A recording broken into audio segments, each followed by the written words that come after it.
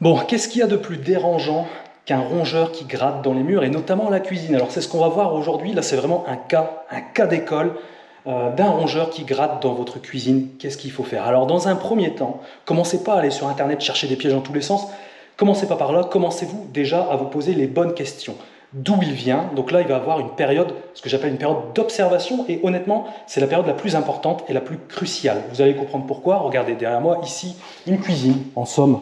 Voilà, assez classique, mais belle pour le coup, voilà, ça me change. Belle et propre, donc vous voyez, ça peut vraiment arriver à tout le monde. Ça gratte à ce niveau-là, donc déjà, posez-vous les bonnes questions, cherchez à les endroits où ça gratte, ici. Honnêtement, de par mon expérience, à 80% du temps, ça se situe toujours en dessous, mais nous allons le voir après. Pourquoi ça gratte? Regardez ce que j'ai ici, là, j'ai un four, ça ne m'intéresse pas, le piano là. Ce qui va m'intéresser, c'est l'évier. Pourquoi? Parce qu'en fait, l'évier, où est-ce que va l'eau usée? Forcément, elle va dans les égouts. Il y a forcément un tuyau qui mène soit dans le sol, soit sur le côté, etc. Et souvent, les rongeurs, les petits malins, ils sortent des égouts, ils y remontent par le tuyau pour pénétrer dans la maison. Et typiquement, ça va être vraiment le cas ici. Alors, ce que vous allez faire, c'est que l'évier, vous ouvrez ici. Je vais allumer la petite loupiote. Tac, hop. Allez, et on va regarder un petit peu, on va suivre le tuyau. Vous voyez, le tuyau, il est là. Là, c'est le siphon et le tuyau, il part là-bas. Donc, on va regarder en dessous, on va vite comprendre le truc. Allez, voir, hop, hop, vous retirez les plaintes, ça c'est très important là, ces sortes de plaintes là, vous les enlevez parce que souvent on a des surprises et vous allez comprendre pourquoi. Hop, vous regardez là, ce qu'on va chercher, c'est les traces. On va regarder s'il n'y a pas des traces de pattes au niveau de la poussière et on va regarder si on n'a pas des traces d'excréments de rats ou de souris. Ça dépend parce qu'à ce stade-là, on ne sait pas encore, mais on va vite le savoir. Alors, regardez là-bas, juste là, attendez. Là, ici, là. Ça, vous avez vu typiquement, ça, excrément de rat, pourquoi 1 cm. 1 cm c'est du rat, 4 mm c'est de la souris. Donc là, on sait déjà, on a identifié notre nuisible, on est sur du rat à 100%, il n'y a aucun doute là-dessus. Là, on voit des petites taches ici, là. Il y a plein de petites taches, qu'est-ce que c'est? C'est des taches d'urine, c'est pour ça qu'il y a une petite odeur, vous ne pouvez pas la sentir, moi je la sens. À ce stade, ça reste très léger, mais bon voilà, là on est typiquement sur du rat, et on regarde un petit peu, et là qu'est-ce qu'on constate? Regardez là-bas, je vais monter la caméra un petit peu, là, regardez, vous voyez là, le trou là béant, là c'est notre tuyau là, d'évacuation des eaux usées, il va là-dedans, et ça part ensuite dans les égouts.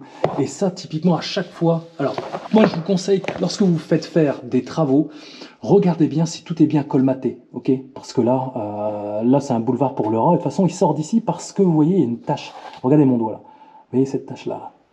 Ça, c'est une tache qui est créée par le rat, à force de faire des va-et-vient. Je vais essayer d'en approcher. Vous voyez? Voilà. Bon, franchement, il n'y a pas besoin de regarder. Honnêtement, ça prend 5 minutes. 5 minutes, on a compris que c'était du rat et on a compris d'où il venait. Alors, avant de colmater, parce qu'il va falloir colmater pour être tranquille sur le long terme, là, on va le piéger. Pas avec n'importe quoi, on va positionner tapette Gorilla Trap transparente ici. On va en mettre une de l'autre côté parce que, regardez aussi, là-bas, c'est ouvert. Là-bas aussi, c'est ouvert. Donc ça, à l'avenir, il faudra tout bien fermer. On va positionner une tapette là, avec du beurre de cacahuète. Et pour votre plus grand plaisir, on va mettre une caméra nocturne pour voir un petit peu qu'est-ce que notre ami fabrique justement là-dedans. Alors pourquoi je vous dis que la période d'observation c'est crucial? Parce que, bon exemple, en plus ça va desservir un peu notre métier, mais bon, tant pis. Il y a déjà un dératiseur qui est venu, qui a fait deux, trois petits trucs, et d'ailleurs je comprends vraiment pas ce qu'il a fait. Il a mis en dessous, là vous n'allez pas voir parce que je l'ai retiré, il a mis une boîte à appât spéciale pour les souris.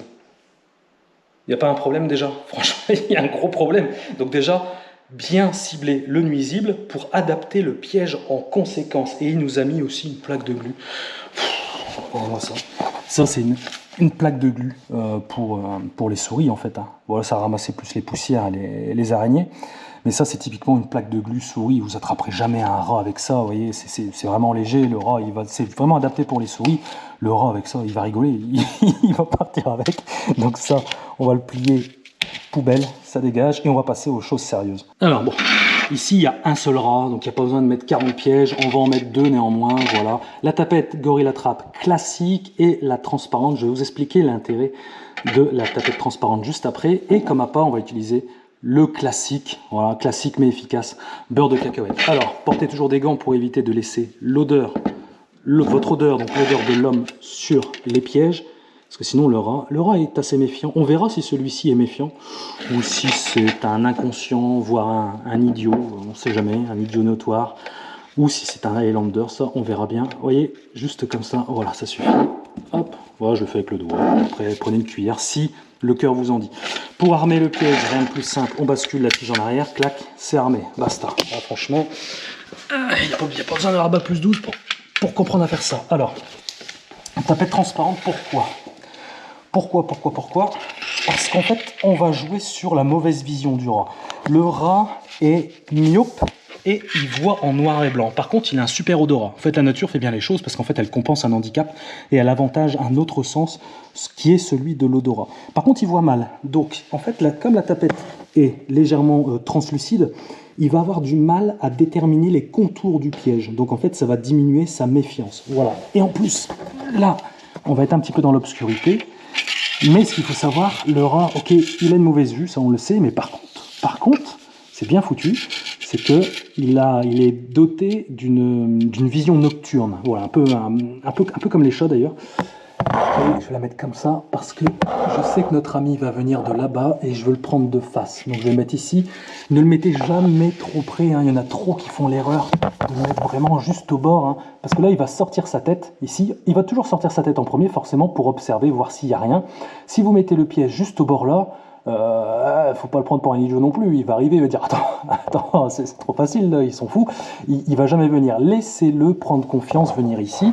Et le but du jeu, c'est de lui dire, entre guillemets, tiens, il y a peut-être un aliment qui a été laissé traîner. C'est vraiment la sensation qu'on veut donner.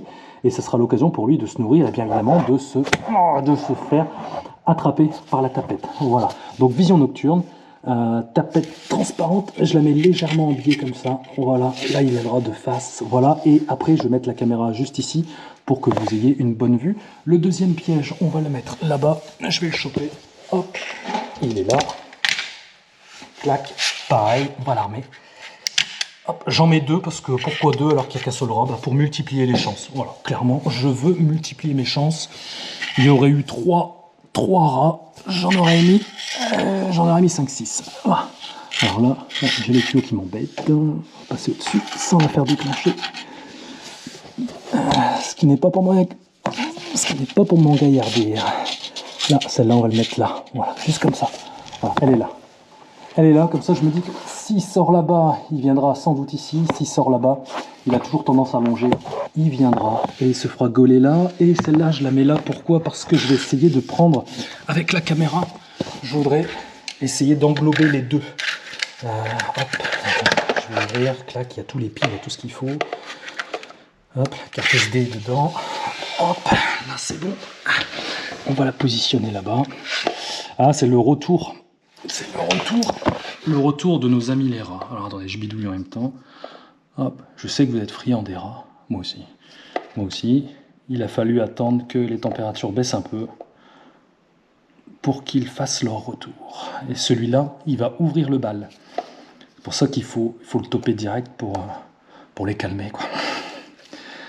Hop, là c'est bon. Allez. C'est bon, je pense que ma caméra, elle est prête. Alors, elle est sur... Ah non, c'est bon. C'est bon, là, elle filme déjà. Hop, je vais la refermer. Clac. Ok. On va la positionner. Ah mince, je peux pas la mettre debout. Aïe. Hop. Je peux pas la mettre debout, mince. Tant pis, je vais devoir la mettre allongée comme ça. Et au montage, je devrais sans doute... On va la mettre là. Ouh, ça donnera une belle image là. Juste comme ça. Voilà. Alors là, la caméra elle est là, la tapette elle est là. Alors là, vous êtes aux premières loges. Si ça tape là, il y aura de belles images là. Carrément. Ok. Donc là, franchement, rien de plus à faire. Il n'y a pas besoin de multiplier les pièges. 2 pièges pour un rat, ça suffit largement. Pas besoin de mettre des plaques de glu, tout ce que vous voulez. On va d'abord faire ça. Je pense qu'on aura un grand succès assez rapidement. Voilà. Bon, une fois que tout est mis en place, bien évidemment, on referme tout. On referme tout. Et je vous avais dit tout à l'heure, on a observé la présence d'urine là-bas. commencez pas à nettoyer, parce que si vous nettoyez, vous allez mettre des odeurs, le rat va plus avoir confiance dans cette zone-là, il risque d'être perturbé et de ne pas aller vers le piège. D'abord on le piège, on l'attrape, ensuite ce qu'on va faire c'est qu'on va désinfecter et on va fermer, tout colmater pour éviter qu'il y ait d'autres copains qui viennent danser la tectonique en dessous. Hop, voilà, là c'est bon, c'est bien fermé, impeccable, c'est bon.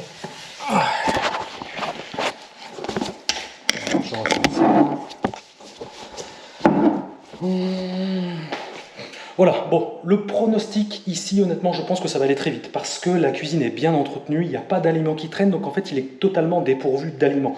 Il profite, entre guillemets, d'étendre son territoire parce qu'il sort des égouts, il voit, entre guillemets, une porte ouverte, il rentre, il fait son petit tour, il balade, il voit s'il n'y a pas un petit truc à grignoter quand même.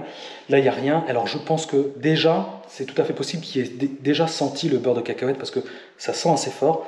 Et l'odorat du rat est nettement supérieur à celle du chien. C'est pour vous donner déjà une idée de la puissance olfactive que le rat possède. C'est absolument incroyable. Donc, c'est pas impossible qu'il se fasse gauler direct cette nuit. C'est tout à fait possible. Et d'ailleurs, le propriétaire qui m'entend puisqu'il est assis là-bas va me tenir au courant par SMS. On m'a envoyé un petit SMS dès que ça tape.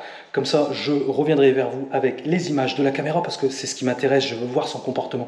Qu'est-ce qu'il va faire? Est-ce qu'il va aller se faire gauler direct? Est-ce qu'il va faire des petites approches un peu timides, repartir, etc. Bon, ça, on verra dans le prochain épisode. Écoutez, si vous avez des questions, n'hésitez pas à me les poser en commentaire, j'y répondrai bien volontiers. Puis écoutez, quant à moi, je vous tiens au courant des suites rapides, je l'espère. Voilà. Allez, je vous souhaite une bonne journée ou une bonne soirée et je vous dis à très bientôt. Allez, salut tout le monde!